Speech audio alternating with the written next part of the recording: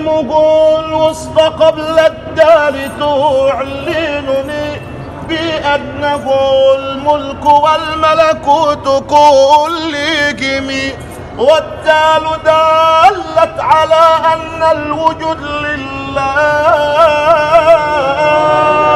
وأنه خير خلق الله كلهم.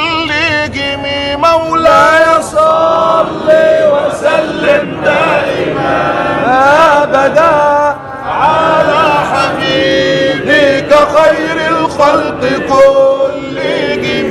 مولاي صل وسلم دائما أبدا على النبي وآل البيت كلهم. سيدنا النبي الله نجى به نوحا من الغرق، الله نجى به نوحا من الغرق، كذاك نجى لإبراهيم من حرق.